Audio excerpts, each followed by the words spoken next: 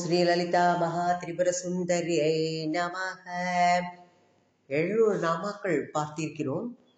701வது நாமா 137வது ஸ்லோகத்துல பார்க்கலாம். 137வது ஸ்லோகத்துல 7 நாமாக்கள் இருக்கு. தேசகாலா பரிச்சின்னா சர்வகா சர்வமோகினி சரஸ்வதி சாஸ்திரமயி குஹாம்பா குஹ்யரூபிணி. தேசகால அபரிச்சின்னா. தேசகால அபரிச்சின்னான்னா தேசத்தாலும் காலத்தாலும் பிரிக்கப்பட முடியாதவள். தேசம் காலம் இந்த அளவுகளுக்குள் உட்படாதவள். இப்போ தேசம் அல்லது இடம் அப்படின்னா எதை சொல்லலாம்? பூமிக்கும் சூரியனுக்கும் இடைப்பட்ட தூரம் தேசம் அல்லது இடம். இதுதான் தேசம் அல்லது இடம்னு சொல்லப்படுகிறது. ஸ்தூல பொருட்கள் இல்லாத போது அந்த இடத்தை அளவிடுறதுங்கிறது அளக்கவே முடியாது. அப்போ இரண்டு நிகழ்ச்சிகள் நடைபெறுறது. அந்த 2 நிகழ்ச்சிகளுக்கு இடையில் உள்ளது நேரம் காலம் அப்படின்னு சொல்றோம். இந்ததுலேருந்து இந்த காலத்துக்குள்ள நடக்கிறது இத்தனை மணிலேருந்து இத்தனை மணின்ட்டுலாம் போடுறோம். அப்போ 365 நாட்கள்ல பூமி சூரியனை ஒரு முறை சுற்றி வருகிறது. நம்ம படிச்சிருக்கோம். அதுதான் ஒரு வருடம். 365 நாட்கள்னு சொல்றோம். அது அப்ப காலம் அப்படின்னு சொல்லப்படுறது. வருடங்கள், ஒரு வருடம் அப்படின்னு சொல்றோம் இல்லையா? அப்ப தேச காலம் மயமாக இருப்பது இந்த பிரபஞ்சம் தான். அம்பாள் இந்த இடத்திலோ காலத்திலோ அவளை அடக்க முடியாது. அவள் பிரபஞ்சத்திற்கெல்லாம் அப்பாற்பட்டவள். நம்ம பார்த்துட்டே இருக்கோம், அப்பாற்பட்டவள் அவள். இடத்திலும் காலத்திலும் நம்ம இருக்கோம்ல, இந்த அடங்கி இருக்கிறது எல்லாமே எப்படி அழிந்து போயிடும். இன்னைக்கு இருக்கிற இது நாளைக்கு இருக்காது. பிரளயம் வந்தா எல்லாம் ஒடுங்கி போயிடும். ஆனா அவள் எல்லாத்துக்கும் அப்பாற்பட்டவள். இந்த காலம் அப்படிங்கிறது இதை எல்லாத்தையும் எடுத்து சாப்பிட்டு சொல்லுவா. காலம் போடுறது அப்படிம்போம். இத்தனை வருஷம் பயிற்சி, இந்த காலத்துல அது அங்க இருந்தது, இந்த யுகத்துல அது இருந்தது அப்படின்ட்டுலாம் சொல்றோம். அப்போ இந்த காலம்ங்கிறதெல்லாம் அதை கடத்தின்றே போயிடும். அப்படி அதை கடத்தும் போட விழுங்கப்படுகின்ற ஸ்தூல பொருட்கள் எல்லாம் என்ன ஆயிடுறது? தன்னோட வடிவத்தை இழந்து போயிடும். அப்போ அண்டங்கள் எல்லாம் என்ன ஆகுது? பிரளயத்துல ஒடுங்கி போறது நம்ம பாக்குறோம். அவை அனித்தியமானவை. அம்பாள் இந்த வடிவத்துல எல்லாம் கட்டுப்பட்டு இருப்பவள் அல்ல. கால கிரமத்துல அவளுக்கு மாறுபாடு உண்டானா அதுவும் கிடையாது. எப்பொழுதும் நிர்விகாரா அவள். அதனால அவள் தேச கால அபரிச்சின்னா என்று போற்றப்படுகின்றாள். அடுத்தது சர்வகா, நீக்கமர எங்கும் நிறைந்திருப்பவள். அம்பாளோட ஸ்வரூபத்துக்குள்ளதான் இந்த அகண்டம் எல்லாமே ஒடுங்கிடும். அகண்டம்ங்கிறது எப்படி பரந்த இடம், இது எல்லாமே அம்பாளோட ஸ்வரூபத்துக்குள்ள ஐக்கியமாயிடும். இந்த தேசம் அப்படின்னு சொல்ற இந்த பிரபஞ்சம் அம்பாள் கிட்டக்க ஒடுங்கி போவதனால அவள் இந்த பிரபஞ்சத்திற்கு அப்பால நிறை பொருளாக விளங்குகின்றாள். நம்மளுக்கு இந்த எல்லாம் என்ன பண்றோம்? அவள்கிட்ட எல்லாமே தோன்றியது. தோன்றதுக்கு முன்னால இந்த தோன்றியவை தோன்றா பொருள்கள் எல்லாமே அம்பாள் கிட்டத்தான் ஒடுங்கி இருந்தது. ஆனா அம்பாள் அதற்கு கட்டுப்பட்டவள் இல்லை. நம்ம எல்லாவற்றையும் அது கடந்தது. கடவுள் அப்படின்னா எங்க? எல்லாவற்றையும் கடந்து அப்பாற்பட்டது அந்த பரவஸ்து. அது எங்கும் நீக்கமர நிறைந்திருக்கும். நீக்கமர நிறைந்திருக்கும் அந்த பரம்பொருள் அது எங்க இருக்குன்னு நாம அங்கங்க தேடிட்டு போறோம், சொல்லுவோம். எங்க இருக்கு? உள்ளே இருக்கு. எங்க தேடி தேடி தேடி எங்க ஓடுகின்றாருங்க, தேடி கண்டு கொள்ளலாமே, உள்ளே தேடி கண்டு கொள்ளலாமே அப்படிங்கிறோம். எங்கேயோ போறோம், எங்க இருக்குன்னே தெரியாம வெளியில அங்க இருக்கு, அது இருக்கு, இது இருக்குன்றோம். ஆனால் உள்ளேயே இருக்க அம்பாள். அம்பாளோட ஸ்வரூபம் என்னது? அவள் இருக்கா உள்ள, நாம அதுக்குள்ளதான் அடங்கி இருக்கோம் அவளோட ஸ்வரூபம் இதுல. அப்போ உள்ளும் புறமமாக எங்கேயும் வியாபித்திருப்பவள், அதனால எல்லா இடமும் நீக்கமர நிறைந்திருப்பவள்ங்கிறதுனால சர்வகா அப்படிங்கிறதுனால அவளோட சாநித்தியம் வெளிப்படுறது இந்த நாமாவால. சர்வ மோகினி, மோகினின்னா என்னது? எல்லாரையும் வசீகரிக்கக்கூடியவள், அனைவரையும் மோகம் அடைய செய்யக்கூடியவள், அப்பேற்பட்டவள். நமக்கு ஒரு பொருள் ஆசை வந்துடுதுன்னு வச்சுக்கோ, அந்த பொருள் நம்மளுக்கு வந்தாதான் ஆகும் அப்படிம்போம். இல்லை ஒரு பொருளை வேறு பொருளாக காணணும்னு நினைச்சா கூட அது ஒரு மோகம்.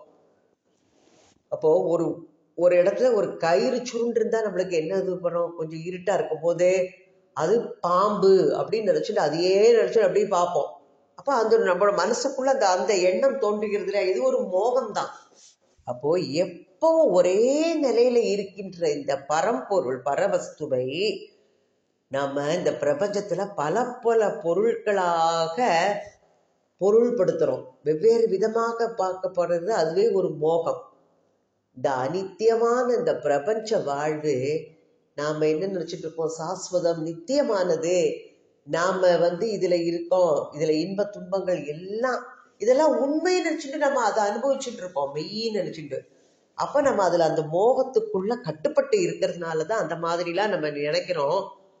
அப்படி மோகத்துல மயங்க செய்திருப்பது கூட என்னது? அம்பிகையோட விளையாட்டு. அந்த மோகினி ஆகிய அம்பிகையோட விளையாட்டு அப்படிங்கிறது நமக்கு அந்த மனசு பரிபோக்கம் அடைஞ்சு ஒரு மேன்மை அடையும் போதுதான் அது எல்லாமே தெரியும்.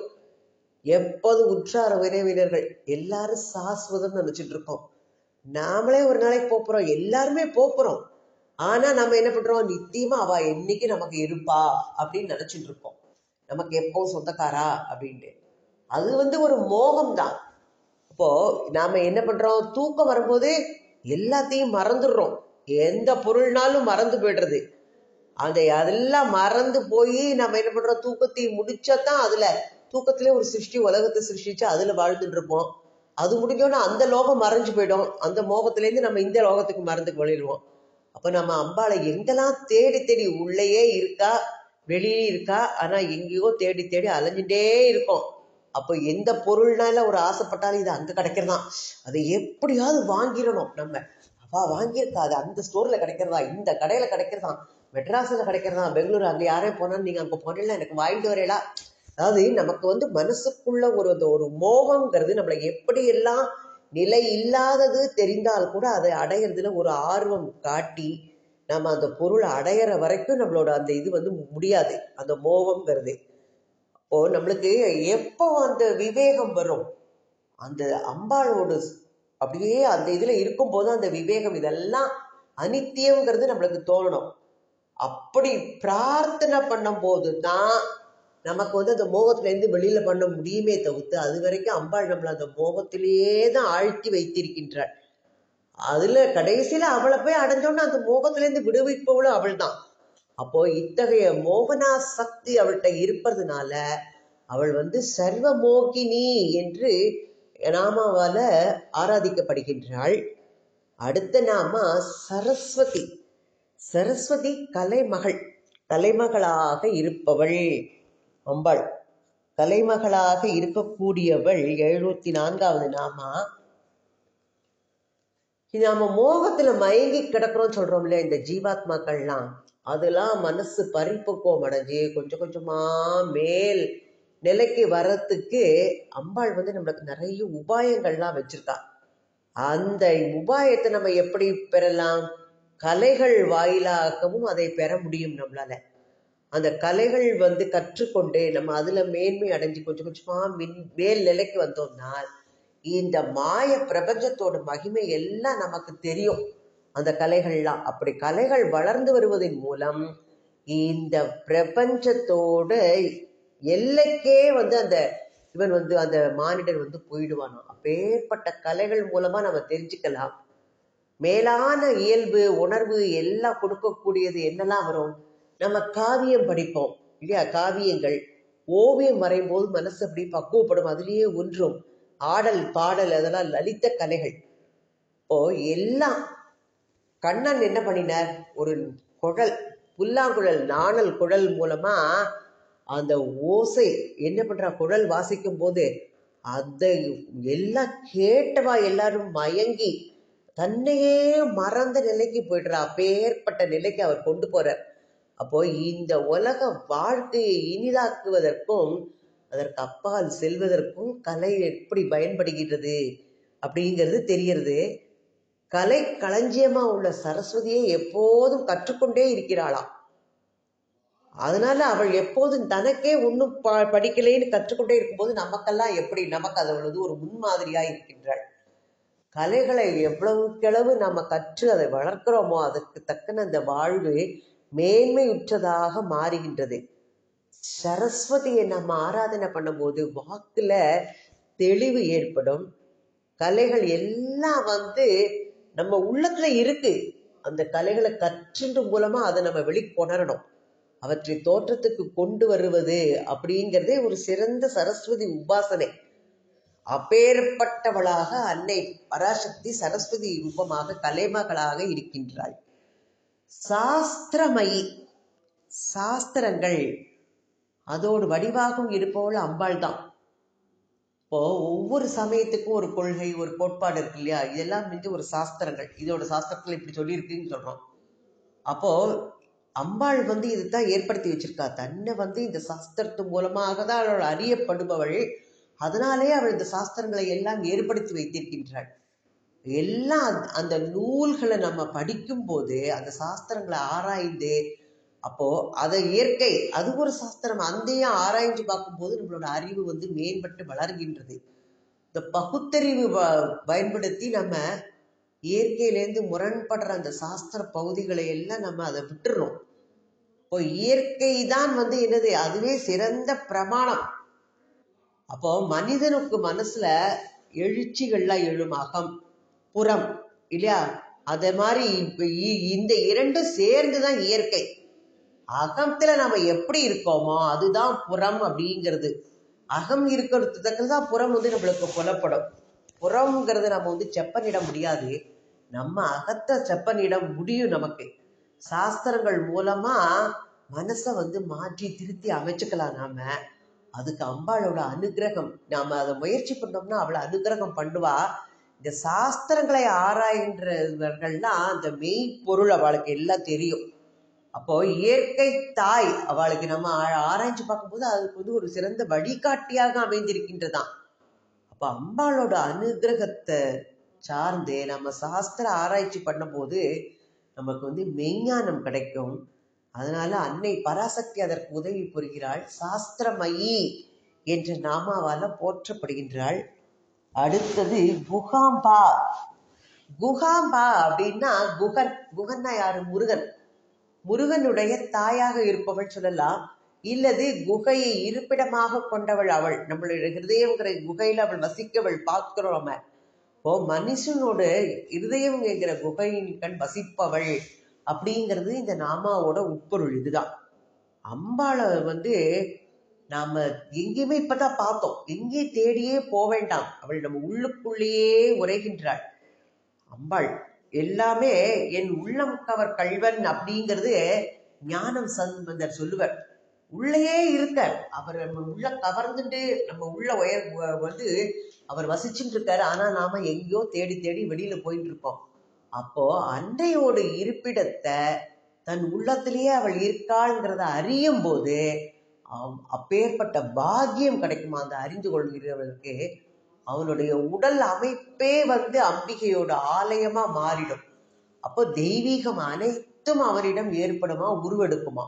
இப்போ மலையில் உள்ள குகையில மலையில ஒரு குகை இருக்குன்னா அந்த வெளி உலகத்தோட சந்தடி ஏதாவது உள்ள இருந்தா தெரியுமா? தெரியாது.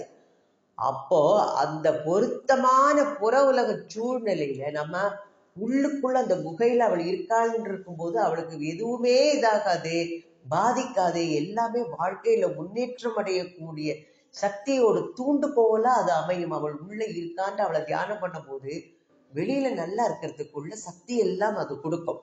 அதே மாதிரி தான் குகைக்குள்ள எப்படி வெளி உலகத்தோட இது தெரியாது. நாமளும் அந்த குகை இதுக்குள்ள போயிட்டா வெளி உலக மாயா சக்திகள் எதுவுமே நம்மளை எதுவும் பண்ணாது. அம்பாளோட இதுலயே ஆழ்ந்து போயிடலாம். அடுத்து நாம குஹ்ய ரூபிணி. குஹ்ய ரூபிணின்னா குஹ்யம்னாலே ரகசியம், குஹ்யாதி குஹ்யம் சொல்லுவா. அது விளங்காத வடிவத்தில் ரகசியமான வடிவத்தில் இருப்பவள். அவள் வந்துட்டு ரகசியமான ரூபம். அவளோட வடிவம் எப்படின்னே நம்மளால சொல்ல முடியாது. நாமளா ஒரு வடிவம் கொடுத்து இப்படித்தான் அப்படித்தான் பண்ணியிருக்கோம். நம்மளோட அறிவுக்கெல்லாம் எட்டாததாக இருப்பதுதான் குஹ்யம். இப்போ நீர் இருக்கு, அது ஆவியா போகும்போது இந்த ஆவி இருக்கிற போது அந்த நீரோட அமைப்பு நம்மளுக்கு தெரியுமா? தெரியாது. அப்போ நம்மளோட நுகர்ச்சிக்கு எட்டாத ஒன்று ஏதோ ஒன்று ஒரு முக்கிய ரூபம், ரகசிய ரூபத்துல இருக்கு, கண்ணுக்கு தெரியாத. கடல்ல நம்ம இதை அடிக்கடி பார்த்துட்டே இருக்கலாம். கடல்ல அலை மேல் பரப்புல அடிப்பகுதி ஓசையே இல்லாம அமைதியா இருக்கும். அப்ப அது நம்மளுக்கு தெரியாது. அது அமைதியா இருக்கிற நிலை நம்ம முக்கிய நிலையில இருப்பதனால நம்ம கண்ணுக்கு அது புலப்படுறதில்லை. அப்போ கண்ணுக்கு புலப்படாத ஒரு குஹ்ய நிலை இருக்கிறதுங்கிறது நமக்கு உணர்ந்து கொள்ளலாம். அம்பாளுடைய சைத்தன்ய ஸ்வரூபம் அப்பேற்பட்டதாம். அவள் ஞானம், ஞானம் பாருங்க, நம்ம சொல்றோம் ஹிருதய குகை, அந்த குகைக்குள்ள ஒளிஞ்சிட்டு இருக்கா. நமக்கு தெரியறதா? உள்ளே தேடிதான் நம்ம கண்டு கொள்ளணுங்கிறார். உள்ளே தேடி கண்டு கொள்ளலாமே. அந்த குஹ்யத்துக்குள்ள இருக்கிறவளை நாம கண்டுபிடிக்கணும். அதுக்கு ஞானம் வேணும், ஆக கண் இருக்கணும். அந்த தோற்றத்துக்கு வந்துள்ள பகுதி தான் நம்மளுக்கு தெரியறது, அது மிக மிக சிறிய பகுதி. அப்போ மற்றதெல்லாம் தோற்றத்துக்கு வராம குஹ்ய வடிவில் இருக்கின்றது, சுத்த சைத்தன்ய ரூபமாக இருக்கின்றார். இதனாலதான் அவள் குஹ்ய ரூபிணி. இதுதான் இந்த நாமாவோட உட்பொருளாக விளங்குகின்றது. இதுவரை 707 நாமா. அடுத்தது 138வது ஸ்லோகம். சர்வோபாதி விநிர்முக்தா சதா சிவபதிவ்ரதா சம்பிரதாயேஸ்வரி சாத்வி குருமண்டல ரூபிணி. 138வது ஸ்லோகம். 708வது நாமா சர்வ உபாதி விநிர்முக்தா. சர்வோபாதி விநிர்முக்தா, சர்வ உபாதி விநிர்முக்தா. எல்லா விதமான உபாதிகள், உபாதிகள் அப்படின்னா நம்மளுக்கு எந்த வித கஷ்டம், உபாதினா எதுவுமே அவளுக்கு கிடையாது. அதிலிருந்து விலகி இருப்பவள் விநீர் முக்தா, அதிலிருந்து முக்தி அடைந்திருப்பவள். அப்போ ஆவியா இருக்கு, ஒரு ஜலம் போறதுன்னு பார்ப்போம், அதுக்கு ஏதாவது உபாதி இருக்கா? அதுக்கு ஒன்றுமே கிடையாது. அதனால அது ஒரு உருவம் கிடையாது, அதை எதையுமே விளக்க முடியாது. உரை பனி மூடு பனி இருக்கு. உரை பனி மூடு பனி எல்லாம் அந்த நீரோட உபாதிகளா, அதனால அது கண்ணுக்கு தெரியுது. அந்த உபாதிங்கிறது இருந்தால் கண்ணுக்கு தெரியாது. நம்ம அப்போ மழை நீர், ஆற்று நீர் எல்லாம் சொல்றோம், குளத்து நீர் எல்லாம் பல பல உபாதிகள் ஒவ்வொரு இடத்துல இருக்கிறதுனால அந்தந்த நீர்னு சொல்றோம். அது அப்ப அது இதுக்குள்ள உபாதி. இந்த பிரபஞ்சத்தில் உள்ள அனைத்துமாக தன்னை அம்பாள் தோற்றுவித்துக் கொண்டிருப்பது அவளுடைய உபாதி, அம்பிகைக்குரிய உபாதி. அப்ப அச்சேதன பொருள் சேதன பொருளாகவும் அவள் தான் இருக்கின்றாள். இதை நிறைய நாமால பார்த்துட்டே இருக்கோம்.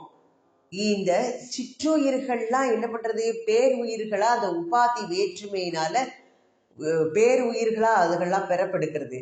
எத்தனை கோடி ஜீவர்கள் பார்த்துக்கோ, 84,000 கோடி பில்லியன் ஜீவர்கள், ஜீவராசிகள் இருக்கான். அத்தனை கோடி மனப்பான்மைகள் இருக்கான் இங்க. எல்லாம் அதெல்லாம் மனசோட உபாதி. அப்போ ஒரு பரிபக்குவம் அடைந்துள்ள மனதை உடைந்த மகோன்னத நிலைக்கு வந்துள்ள ஒரு மானிடனுக்கு அந்த சில உபாதிகளிலிருந்து தன்னை விடுவித்துக் கொள்வதுங்கிறது இயலாததாக இருக்கின்றது. அவன் அந்த உபாதிகள்லாம் தனக்கு வேணும் அப்படிங்கிற மயக்கத்திலேயே இருந்து கொண்டிருக்கோம். நாம எல்லாம் என்ன பண்றோம்? நிறைய கத்துக்கிறோம், நிறைய படிக்கிறோம். உடனே என்ன பண்றோம்? நான் நிறைய படிச்சிருக்கேன், நான் தான் கற்றுக்கொண்டிருக்கேன், நான் இந்த குலத்துல பிறந்திருக்கேன், நான் மேலான வருணத்தவன் அப்படிங்கிறதெல்லாம் நம்மளுக்கு தோன்றது இல்லையா? இதெல்லாம் ஒரு உபாதி தான். அப்போ இதற்கு எல்லாம் மேலாக என்ன உபாதி வரணும்? ஆத்ம சாதகன் அப்படிங்கிற உபாதி வந்துருத்துனால் என்ன வரணும்? கங்கா ஜலம் இருக்கு. இப்போ கங்கா ஜலம் அது மற்ற ஜலங்களுக்கெல்லாம் மேலானது சொல்லுவோம், கங்கை ஜலம். அப்போ அது கங்கை ஜலம் அப்படின்னு அது சொல்லும் போதே அதுக்குள்ள அது ஒரு உபாதியா இருக்கு. அந்த ஜலத்துக்கு அது ஒரு இடைஞ்சல் அப்படிங்கிறா. அப்போ ஆத்ம சாதகன் என்ன பண்றான்னா, தான் ஒரு ஆத்ம சாதகன், எனக்கு எல்லாம் தெரியும், கற்றவன், அந்த ஒரு உபாதி வருது இல்லையா, அதெல்லாம் கடந்து நாம அந்த உபாதிகள் எல்லாம் விட்டுட்டு அதற்கு மேலாதாக இருக்க வேண்டும். உபாதி ரகித்தனாக நாம திளங்க வேண்டும். அம்பாள் அப்படிப்பட்டவள். அப்பதான் அவள் என்ன, சுத்த சைத்தன்யம். அந்த சைத்தன்யத்துல போய் லயம் அடைவதற்கு அப்பதான் அவனுக்கு தகுதி கிடைக்கும். அன்னை பராசக்தி எல்லா விதமான உபாதிகளில் இருந்தும் விலகியவளாக இருந்து கொண்டு நம்ம எல்லாம் அந்த நிலைக்கு மேம்படுத்துவதற்காக அவள் இருக்கின்றாளாம். அதனால சர்வ உபாதி விநிர்முக்தா. அடுத்த நாம சதாசிவ பதிவிரதா. சௌந்தரியலகரியில் பார்க்கலாம், பாதிவிரத்திய தன்மை. அம்பாளுக்கு இருக்கிற பாதிவிரத்திய தன்மை யாருக்குமே கிடையாது. சதாசிவத்தோட வாழ்க்கை துணைவியாக இருப்பவள், பதிவிரதையாக இருப்பவள். பதிவிரத்தைனா கற்புக்கரசி இல்லையா? கற்புக்கரசி அப்படின்னா என்ன சொல்றான்னா, தன்னுடைய கணவனுக்கு சேவை செய்வதையே வாழ்க்கை நெறியாக கொண்டு தன்னை அவன்கிட்ட முற்றிலும் ஒப்படைக்கணுமா. இப்போ கணவனும் மனைவியும் சிவசக்தி ஐக்கியம் மாறித்தான். வடிவத்தில் இருவராக இருந்தாலும் அவர்களுக்குள்ள அப்பேற்பட்ட இவர்களுக்குள்ள கருத்து வேற்றுமைங்கிறதே வராதான். அப்படி உள்ளவாழ்கிட்ட அந்த பரமசிவனுக்கு எப்படி அன்னை பராசக்தி பதிவிரதையாக இருக்கின்றாளோ அந்த மாதிரி நிலைமையில் அவள் இருக்காங்கிறது அவளுக்கு பலனாகுமா. அம்பாள் இறைவனுடைய இயல்பிலேயே ஒன்றுபட்டவளாக இருந்து கொண்டு இறைவனுடைய திட்டங்களை எல்லாம் நிறைவேற்றி வருகின்றாளாம் அம்பாள். அப்போ பரபிரம்மம் அது கிட்டக்க இருக்கிற சக்தி ரெண்டும் எது? அத்வைத்தமா இரண்டற்ற நிலை, இரண்டும் ஒன்றாகவே இருக்கு. சூரியன் வேற, சூரிய பிரகாசம் வேறு சொல்ல முடியுமா? முடியாது. அதே மாதிரி சதாசிவத்துக்கும் அன்னை பராசக்திக்கும் உள்ள இடையில் உள்ள இணக்கம் அத்தகையதான். அதை பிரிக்கவே முடியாது. சக்தியிலிருந்து சிவத்தை பிரிக்க முயன்றாலும் சிவம் என்னதாயிடும்? சவமா போயிடும். சக்தி தேவி ஆதரவு இல்லாம வெறும் சூரியமாய் ஆயிடுவாளாம். அப்போ சிவத்துக்கு புறம்பாக சிவனாருடைய மகிமைகளுக்கு இருப்பிடமில்லை. சிவமும் சக்தி சேர்ந்தாதான் எல்லாம். அப்போ சிவத்திடமிருந்து சிவ மகிமைகளை பிரித்தெடுக்க முடியாது. எப்படியோ அதையே சிவத்தையே சதா சார்ந்து இருப்பதனால அம்பாள் பேர் ஆதரவு பெற்றவளாக, கணவனுடைய சொல்வா, கொண்டவன் துணை இருந்தால் கூரையேறி வாழ்க்கை நடத்தலாம்பா. எந்த இடத்துலையும் அப்பேற்பட்ட துணையோட இருக்கணும், இரண்டு பேரும் ஒன்றா. அப்பேற்பட்ட அம்பாளும் சிவனும் அத மாதிரி. அம்பாளோட மகிமையை முன்னிட்டு தான் சிவனுக்கு எல்லா சோபைகளும் அமைப்பெற்றவராக அவர் திகழ்கின்றாராம். மெய்ப்பொருளோடு ஸ்வரூப தியானத்திற்கு ஏற்றதாக இந்த நாமாவுடைய பொருள் விளங்கி கொண்டிருக்கின்றது அப்படிங்கிறார். சம்பிரதாயேஸ்வரி, சம்பிரதாயம் அதற்கெல்லாம் தலைவி ஈஸ்வரியாக இருப்பவள். 710வது நாமா.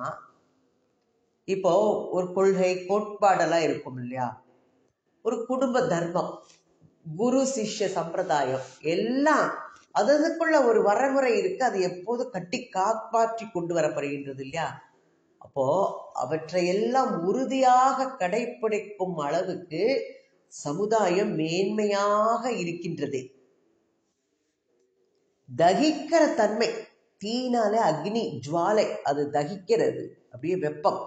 அப்போ தீட்டேந்து அந்த தன்மை மறைந்து போயிடுச்சுன்னா தீக்கு அந்த பெருமையை இழந்து போயிடுறது இல்லையா? அப்போ நம்மளோட வாழ்க்கை முறைக்கு ஏற்றவாறு தான் வாழ்க்கை முறைகளும் இருக்கின்றது. அந்த பண்பு ஸ்தானம் ஏற்றபடி சுதர்மங்கள் இருக்கு. மக்கள் அந்த சுதர்மத்தை எல்லாம் காப்பாற்றி அதன்படி நடக்க கடமைப்பட்டவர்கள். மனிதன் மேலான நிலைக்கு வர வர அவனுடைய சுதர்மமும் மேலானதாக மாறுகின்றது. தன்னோட சுதர்மத்திலிருந்து அவன் கொஞ்சம் பிசகி நடந்தாலும் அவன் கீழ் நிலையை அடைந்து விடுவானாம். அன்னை பராசக்தி இந்த மானிட சமுதாயங்களின் சம்பிரதாயங்களை எல்லாம் எப்படி இனிமையாக கட்டி பாதுகாத்து வருகின்றாளாம். தர்மத்தில் இருந்து பிசகும் அந்த சமுதாயம் என்ன அளவு நாளடைவில் அழிந்துபட்டு போயிடும். தகுதி இல்லாம இருக்கிற எதுவும் மேல்நிலையில இருக்காது. அம்பாள் அதை மேல்நிலையில வைத்திருக்கவும் மாட்டாள். அப்போ நமக்கு என்ன தகுதி இருக்கோ அந்த தகுதிக்கு ஏற்ற ஸ்தானத்தை தான் அம்பாள் நமக்கு கொடுக்குறா. பண்பாட்டுக்கு ஏற்ற ஸ்தானம் அப்படிங்கிறது தான் அதுலேருந்து யாருமே தப்பிக்க முடியாது. ஈஸ்வரியோட ஆதிக்கத்தை இது நல்ல புலப்படுத்துறதாக இருக்கின்றது. அன்னை பராசக்தி அந்தந்த உயிர்களுக்குரிய ஸ்தானங்கள்லாம் அவைகளை வைத்து நெறி பிறழாமல் ஆட்சி புரிவதனால அவள் சம்பிரதாயேஸ்வரி என்று நாமாவால் அழைக்கப்படுகின்றாள். அடுத்தது சாத்வி அப்படின்னு பார்க்குறோம். சாத்வின்னு அதுல 2 நாமாக்கள் இருக்கு. சாது ஈ பார்க்கலாம்.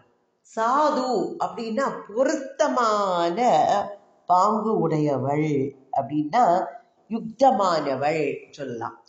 அப்ப எப்படி எப்படி எந்த பொருள் இருக்குங்கிறத அவள் அப்படியே உள்ளபடி விளக்குகின்றாளாம்.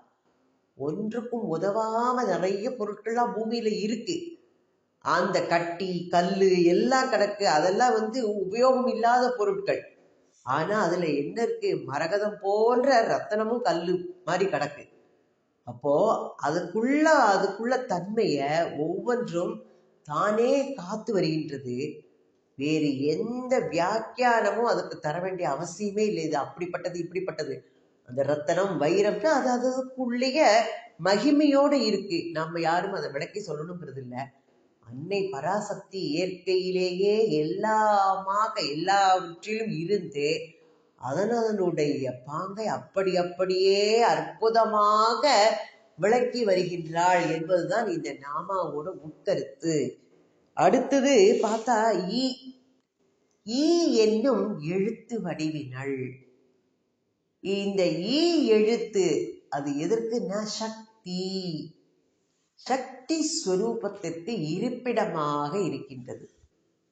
இது துரியத்தை குறிக்கக்கூடியது. நனவு கனவு உறக்கம் எல்லாம் மாறி மாறி நமக்கு வந்துட்டே இருக்கு இல்லையா?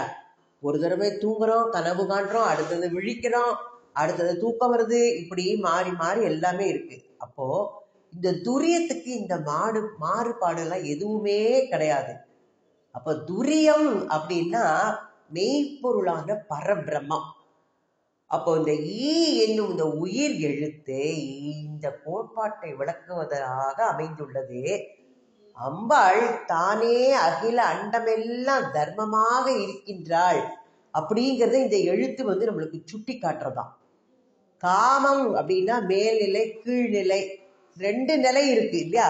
காமத்துல ஆசை அது அப்போ இந்த காமம்ங்கிறது உயிர் வகைகளை உயர்நிலைக்கு கொண்டு வருகின்ற சக்தி. அது எப்படி சக்தி? அவை மேல்நிலையை அடைய வேண்டும் அப்படின்னு விருப்பப்படுறோம் இல்லையா? அதுவே காமம். காமம்னா ஒரு ஆசை. மேல்நிலையை நம்ம அடையணும்னு நினைக்கிறதே ஒரு காமம். வீடு பேரு அல்லது முக்தி கிடைக்கணும் அப்படின்னு நினைச்சா அதுதான் நம்ம திருப்தி. இல்லாட்டக்கா அது நம்மளுக்கு எந்த இதுவுமே திருப்தி தரக்கூடியதில்லை. ஸ்தாவர ஜங்கமங்களா இருக்கின்றது உயிர்களும் கூட மேல்நிலை அதோடு இதுல மேல்நிலை அடையத்துக்கு தான் அது முயற்சி பண்றதாம். தான் எய்தியுள்ள நிலைக்கு அடுத்த படியில் இருக்கும் மேல்நிலையை எட்டுவதனால தான் திருப்திங்கிறது ஏற்படுமா. அப்போ அந்த திருப்தி வரணுங்கிறதா நம்மளுக்கு மனசுக்குள்ள தோன்றிட்டே இருக்கும். அந்த நிலைக்கு வந்த பிறகும் என்ன பண்ணுமா? இது சரியில்லை, நமக்கு இதை விட மேல்நிலைக்கு போனோம். அப்போ ஆசைக்கு ஒரு அளவில்லை அப்படிங்கிறது இந்த நாமாவில தெரியுது. இந்த கோட்பாட்டுல ஆசை உச்ச நிலையில இருப்பது அப்படின்னா அது அருள் காட்டி தாகம், அருள் அடையணும் அப்படிங்கிறது. அது அருள் தாகம் கொண்டால் அவனுக்கு இந்த மோட்ச சாம்ராஜ்யம்ங்கிறது ஈஸியா கிடைக்கும். அம்பாளை ஆராதனை பண்ணும்போது இத்தகைய ஆசையை அதிகப்படுத்த வேண்டும் என்று அம்பாளை நம்ம வேண்டிக்கணும். ஈ என்னும் ஓசையில் இந்த கோட்பாடு அடங்கி உள்ளதாக கருதப்படுகின்றது. அது நம்ம நாமான சொல்லும் போது ஈ நமக சொல்லக்கூடாது இல்லையா? ஓம் யை நமக அப்படின்னு சொல்லணும். யை நமக. சாத்வி அப்படிங்கிறோம். ஈ சாத்வி, சாது ஈ சாத்வி. அது ஈ போது யை நமக, ஓம் யை நமக அம்பாளுக்கு. அர்ச்சனையில சொல்லும் போது எய் நமக சொல்லணும். அடுத்த நாம குரு மண்டல ரூபிணி 713வது நாமா குரு மண்டலம். என்னது? வாழையடி வாழையாக வந்துள்ள அந்த குருவினோட வடிவத்தில் இருப்பவள் குரு மண்டலம். மண்டலம்னா கூட்டம்.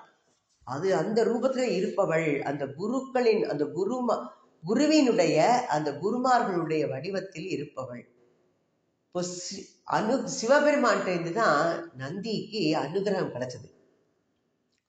இப்ப சிவபெருமானிடமிருந்து அனுகிரகம் பெற்ற அந்த நந்தீஸ்வரன் முதல் முடிவில்லாது குரு சிஷ்ய பரம்பரை. அது எந்த காலத்தையும் இருக்கு அப்படிங்கிறது ஒரு சிறந்த ஐதீகமாக இருக்கு.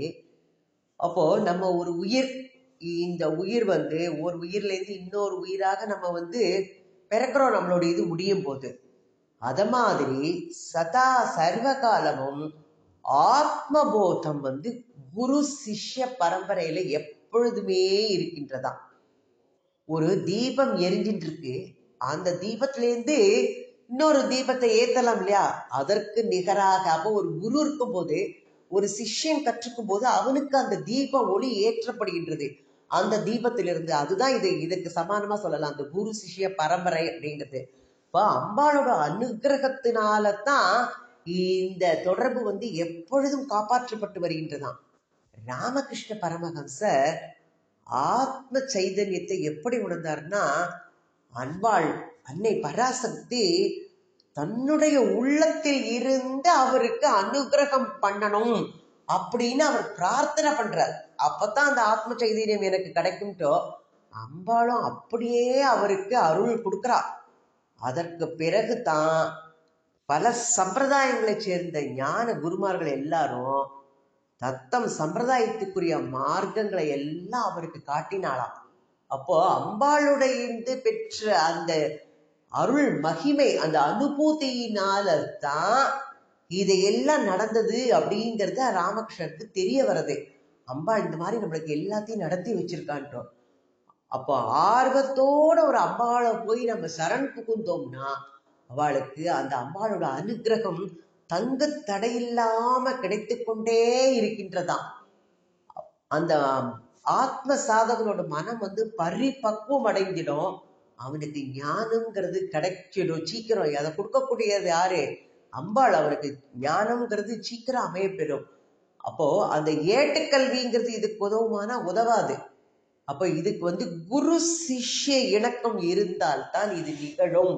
அதனால குரு மண்டல ரூபிணியாக அம்பாள் இருக்கின்றாள். அப்போ ஒரு குரு மூலமாகத்தான் நாம் எல்லாவற்றையும் கற்றுக்கொண்டு ஒரு ஆத்ம சாதகன் மனசு பரிபக்குவம் அடையறதுக்கு ஒரு குருவோட துணை மூலமாகத்தான் இது நடத்தணும். அப்பேற்பட்ட குருவின் உருவத்தில் இருக்கிறாள் அன்னை பராசக்தி. குரு மண்டல ரூபிணி அப்படின்னு சொல்றா. இதே மாதிரி 713 நாமாக்கள் பார்த்திருக்கிறோம். 138 ஸ்லோகங்கள் பார்க்கப்பட்டிருக்கின்றது. ஓம் ஸ்ரீமாத்ரே நமஹ. ஓம் ஸ்ரீ ஆதிபராசக்தி மாதா கி ஜெய்.